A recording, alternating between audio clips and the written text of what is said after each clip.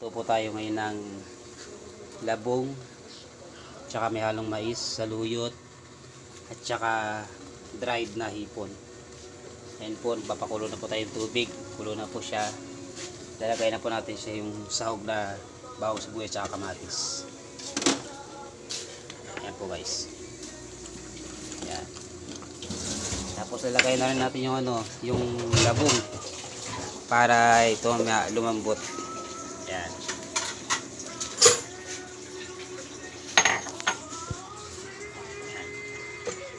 Masarap po mamaya pag naluto.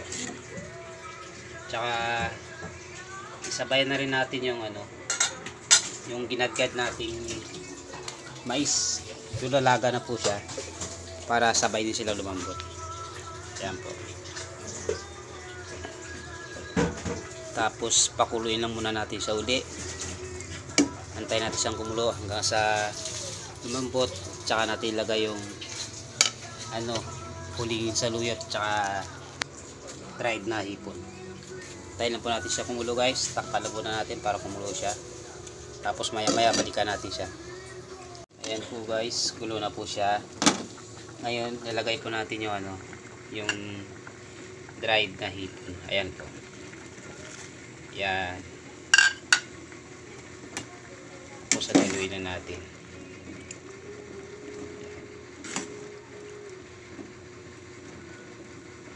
Pakuluin pa natin uli siya guys para medyo lumabot yung hipon. Tsaka natin ilagay yung huli mamaya sa saluyot. Antayin po natin lumambot ng konti po ito. So guys, kulo na po uli siya. Ngayon lalagyan po natin siya ng asin guys, asin. Ayan po, asin. Tsaka maglalagay din po tayo ng bitchin.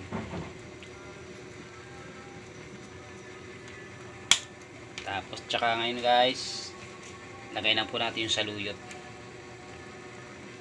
Ayan. Gutom na ako guys eh. Haluin lang po natin.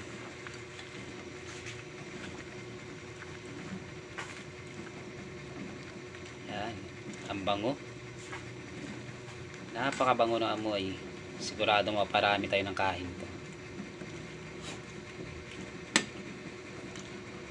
Ayan.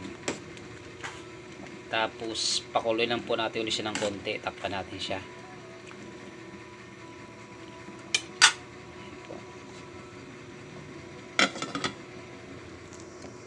Tingnan natin ulit. Ayan po. Ayan. Sarap ang bango. Tsaka lagyan pala natin mo guys ng konting magic sarap kasi gusto nila malasa. So, kasi gusto nila malasa eh. Sanay kasi sila sa magic sarap. Ayan po, pwede na. Pwede na. Pwede na po tayo sa hapunan pala, hapunan. Ayan po guys, hinog na po siya. Hinog na. Ay, luto na pala siya, luto. Ayan. Tikman nga po natin.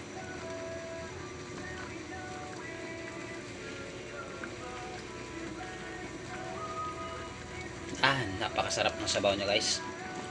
Ayan po, luto na po siya guys. Kain na po tayo. Thanks for watching.